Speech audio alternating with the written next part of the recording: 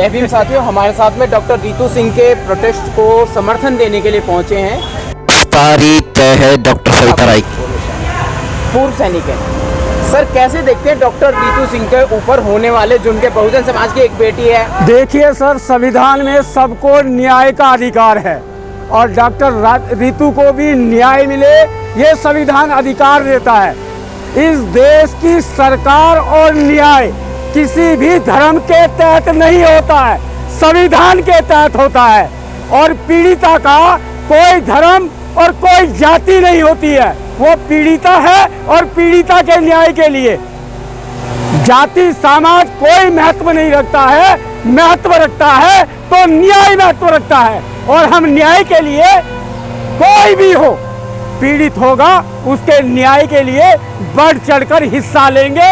हम इस देश की कोई भी सरकार हो उसकी तरह मुंह छुपा के नहीं बैठेंगे और धर्म में बैठकर पीड़िता को इग्नोर नहीं करेंगे।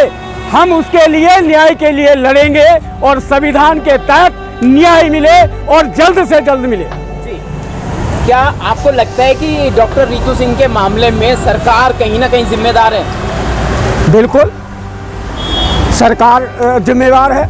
सरकार अगर जिम्मेवार नहीं होती है और उसको क्या मैसेज नहीं मिला ये धरना प्रदर्शन का, डीसीपी को जो लिख के देते हैं, क्या वो रिपोर्ट आईबी के थ्रू आगे तक नहीं पहुंचाता?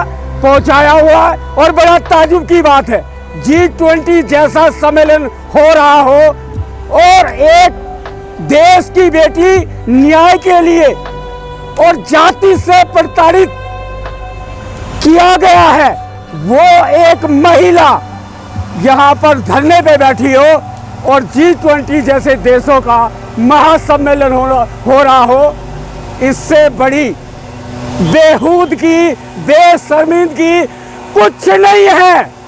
फर्जी FIR कराई जाती है SC ST पर और उनका पूरा जीवन खराब कर दिया जाता है, जिसका सबसे बड़ा उदाहरण वर्तमान समय में डॉक्टर रितु सिंह भी है। देखिए सर, हमारे देश में लोकतंत्र के लिए कहा जाता है, हमें तो कहीं पे भी लोकतंत्र भी नजर नहीं आता और न ही इस संवैधानिक प्रक्रिया के तहत कोई न्याय नजर नहीं आता। न्याय नहीं है तभी डॉक्टर रितु धरने पे बैठी हुई है और हम लोग ऐसी परिस्थिति में भी उस बच्ची का मनोबल न गिरे, न्याय के लिए लड़े और मलाला जैसे लड़े। बहुत कम बच्चों को ऐसा मौका मिलता है कि वो डॉक्टर रितु सिंह जैसे लेक्चरर बनी दिल्ली यूनिवर्सिटी में इस लेवल पर आए। एक बच्ची आई तो उसे इतनी आसानी से ध्वस्त कर दिया गया। सर, ये तो हम लोग कंधे से कंधा मिलाकर खड़े हो गए हैं। डॉक्टर रितु को न्याय दिला के ही अपने घर को वापसी जाएंगे और न्याय मिलेगा। इस संविधान ने वो अधिकार दे रखा है। कुछ दिन किसी तरीके से हमारे को उस न्याय से दूर रख सकते हैं, लेकिन न्याय नहीं से दूर नहीं रख सकते।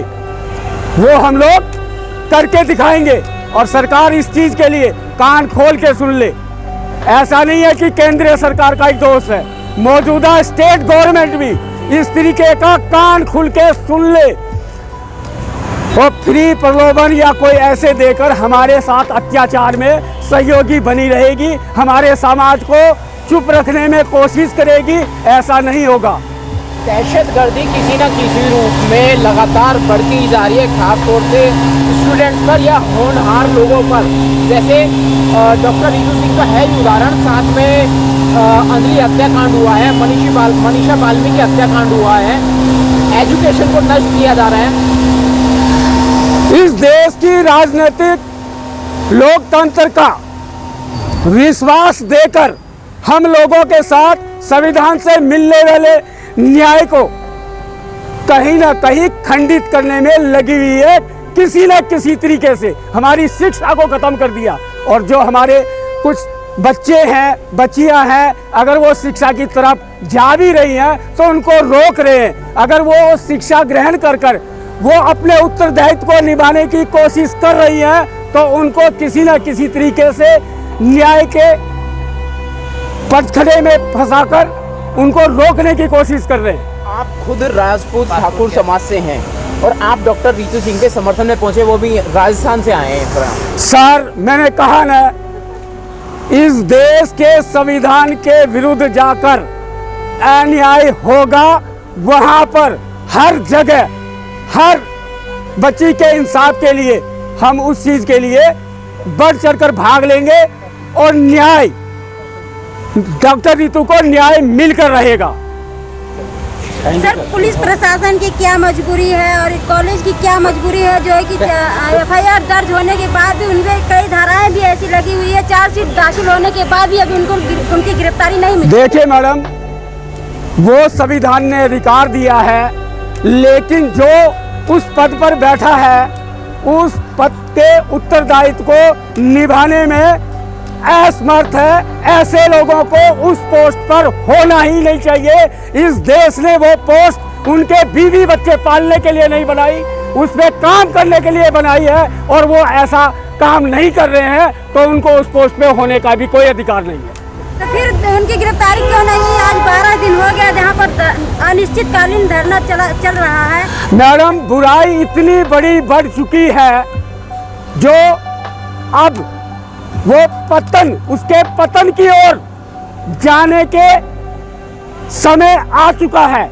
इसीलिए आप कभी भी, हम लोग जाति समाज धर्म से हटकर न्याय की बात करने के लिए एकजुट होने लग गए हैं। आज मैं आया हूं, कल हजारों आएंगे और न्याय मिलेगा। यानी आने वाले समय में SC/ST समाज की कमजोरी दूर होने वाली है। चोरी होगी। इस देश का संविधान, जब आप सरकार बनाते हो, वोट लेते हो, इस देश के संविधान से ले रहे हो, लोकतंत्र के लिए वोट ले रहे हो, तो न्याय क्यों नहीं? न्याय भी उसी पद्धति के तहत मिलना चाहिए और न्याय होगा।